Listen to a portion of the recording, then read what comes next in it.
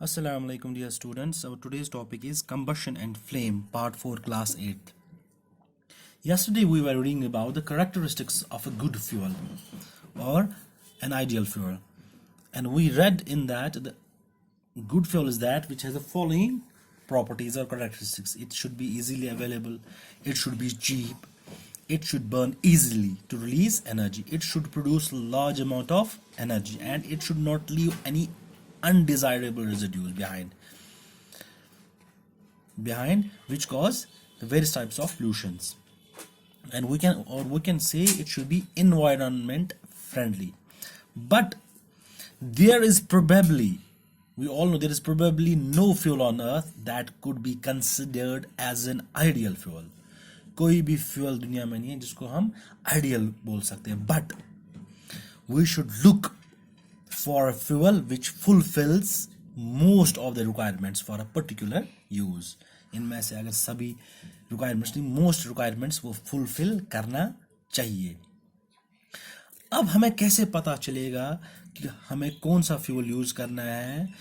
Fuel efficiency हम इसको बोल सकते हैं. अगर हमें देखना है fuel efficiency, how efficient a fuel is, हम कैसे बोल सकते हैं कि ये फ्यूल एफिशिएंट ज़्यादा है, इसको यूज़ करना चाहिए, ये फ्यूल एफिशिएंट नहीं है, इसको यूज़ करना चाहिए. उसके लिए इंट्रोड्यूस हो गया एक topic that's calorific value. Calorific value. What is this calorific value? It's amount of energy produced on complete combustion of 1 kg of fuel. ये मैंने आपको कल भी बोला था कि 1 kg of fuel जब पूरी तरह से जल जाए तो वो कितनी एनर्जी हीट एनर्जी प्रोड्यूस करता है. फॉर एग्जाम्पल हम कोई फ्यूल लेंगे, हम कोल लेंगे. कोल अगर हम इसको 1 kg बर्न करेंगे, 1 kg फ्यूल कोल का बर्न करेंगे तो ये कितनी हीट प्रोड्यूस करेगा? Amount of heat energy produced, कितनी हीट प्रोड्यूस करेगा? 1 kg कोल अगर हमने जलाया तो ये कितनी हीट प्रोड्यूस करेगा, उसको हम बोलेंगे कैलोरीफिक वैल्यू. अब इसका ऐसा यूनिट जो है कैसे एक्सप्रेस किया जाता है, जैसे फॉर एग्जांपल हमें मास करना होगा, मास का या वेट का हम देखते हैं, वेट अगर करना होगा वो किस में हम बोलते हैं? केजीज में. इसका ऐसा यूनिट केजी है, ठीक है ना, मास का ये है. ऐसे ही जो ऐसा यूनिट इसका है किसका? कैलोरीफिक वैल्यू का. इसका ऐसा यूनिट क्या है? इसका ऐसा यूनिट है किलो जूल्स पर केजी. ये इसका ऐसा यूनिट है, kilo joules per kg is SI unit of, किसका ऐसा यूनिट है? It is the SI unit of calorific value. जैसे हमें पता है जो जूल्स है, जूल जो है, जूल किसका ऐसा यूनिट है? इट्स ऐसा यूनिट ऑफ एनर्जी, जूल, ठीक है ना. केजी किसका है? मैंने बोला आपको वेट और मास का, ठीक है ना. अब इसका कैलोरीफिक वैल्यू ऐसा यूनिट क्या है कैलोरीफिक वैल्यू का? Kilo joules per kg. अब हमारे पास बहुत सारे फ्यूल्स हैं. हम फॉर एग्जाम्पल ले लेंगे काउडंग. काउडंग एक फ्यूल है, काउडंग ये फ्यूल.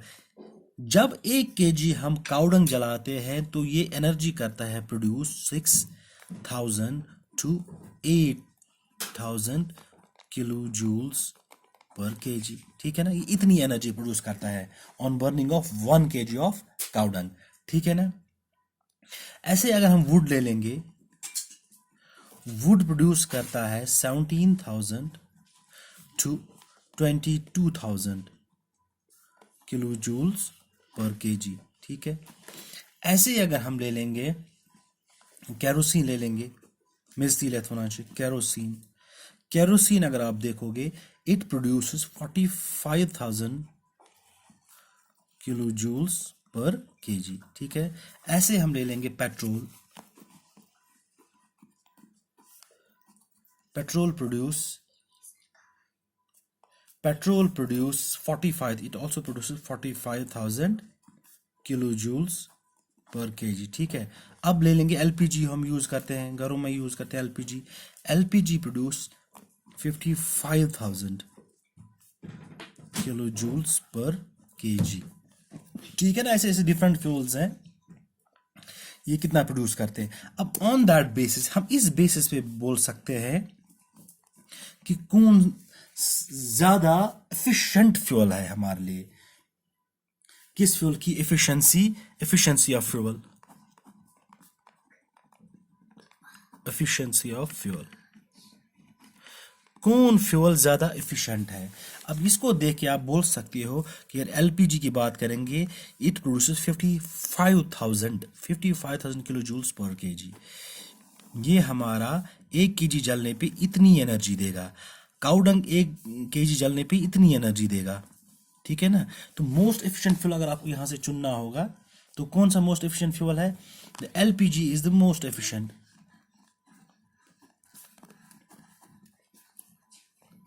Most efficient fuel. हमने देखा था कैरेक्टरिस्टिक्स में क्या, एक it should produce large amount of energy, एक कैरेक्टरिस्टिक था ना गुड फ्यूल का, it should produce large amount of energy. अब अगर हम देखेंगे ये क्राइटेरिया फुलफिल करता है, ये क्राइटेरिया ये फुलफिल एलपीजी। इससे हम देख सकते हैं कि कौन सा फ्यूल कितना एफिशिएंट है, उस हिसाब से हम चूज कर सकते हैं। ये आपके बुक पे भी टेबल दिया गया है on page number 87, calorific values of different fuels. ये फ्यूल है, ये calorific value kg per kilo joules per kg. ये cow dung cake, wood, coal, petrol, kerosene, diesel, methane, CNG, LPG, biogas, ये बायोगैस, हाइड्रोजन 1,50,000 ये energy, ये हम घरों में इस्तेमाल नहीं कर सकते या नहीं, ये इजीली अवेलेबल नहीं होता है। ये मोस्टली बड़ी बड़ी इंडस्ट्रीज में लगता है, ये हमारे डोमेस्टिक पर्पस के लिए ये हम यूज़ नहीं कर सकते। ठीक है ना, हाइड्रोजन सबसे ज़्यादा एनर्जी प्रोड्यूस करता है। अब इसके साथ साथ मैंने आपको बोला कि एक क्राइटेरिया ये भी होना चाहिए कि it should be environment friendly. But जो फ्यूल्स जलते हैं, the burning of fuels leads to harmful products. जो ये फ्यूल्स जलते हैं, they lead to harmful products.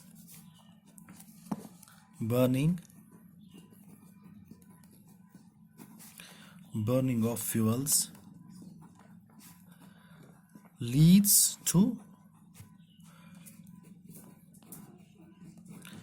harmful products। अब वो फ्यूल हमें भी यूज करना है। एक दूसरा उद्देश्य शुड बी इन्वायरमेंट फ्रेंडली, जो कम से कम धुआं या हार्मफुल प्रोडक्ट्स प्रोड्यूस करें, और कंप्लीट कंबशन का ध्यान रखना चाहिए। The fuel should get a complete combustion. वो कंप्लीट कंबशन क्या होती है, पहले मैं बोलूंगा। अगर जब इंक्रीजिंग फ्यूल हम यूज करते हैं, इट हैज डिग्रेडेड और पोल्यूटेड आवर इन्वायरमेंट। अगर हम देखेंगे वुड जब हम जलाते हैं, वुड है या कोल है या पेट्रोलियम प्रोडक्ट्स हैं, ये जब जलते हैं, when they burn they release unburned carbon particles, they release unburnt carbon particles। Carbon particles होते, वो पूरी तरह से जले नहीं होते, कंप्लीट कंबशन नहीं। कंप्लीट कंबशन हो, इनकम्प्लीट कंबशन हो जाती है उनकी, कंप्लीट कंबशन नहीं होती है। कंप्लीट कंबशन होता है पूरी तरह से जल जाना, इनकम्प्लीट कंबशन होता है कि ये पूरी तरह से जला नहीं है, ये पूरी तरह से जला नहीं है। इनकम्प्लीट कंबशन क्यों होती है? Why incomplete combustion occurs? Why incomplete combustion occurs? ये क्यों होती है, इनकम्प्लीट कंबशन क्यों होती है? ये 2-3 वजहों के से होती है।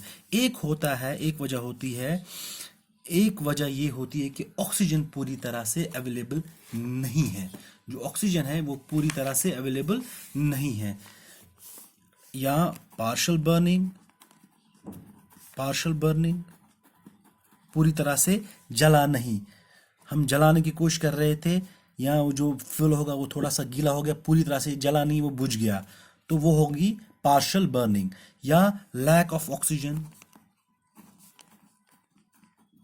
लैक ऑफ ऑक्सीजन, या हो गया लो टेम्परेचर, लो टेम्परेचर। इनकी वजह से पार्शियल बर्निंग हो जाए, इनकी वजह से इनकम्प्लीट कंबशन हो जाती है। और ये जैसे मैंने आपको बोला वहां से बहुत सारे प्लूटेंट्स निकलते हैं, प्लूटेंट्स निकलते हैं।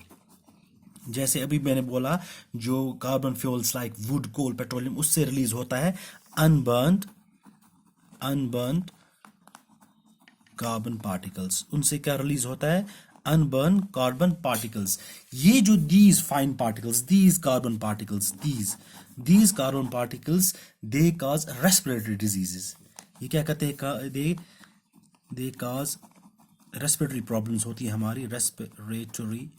जब हम इनहेल एयर करते हैं उसके साथ ये हमारे लंग्स में चला जाता है, and they cause respiratory diseases, just like respiratory disease like asthma, दमा जिसको बोलते हैं, एस्थमा, इसको दमा बोलते हैं। इससे ये प्रॉब्लम हो सकती है। इसलिए ये ध्यान रखना चाहिए कि जो हम फ्यूल जलाते हैं it should get completely burned, वहां उसकी कंप्लीट कंबशन होनी चाहिए। That's all for today. Tomorrow we will be taking up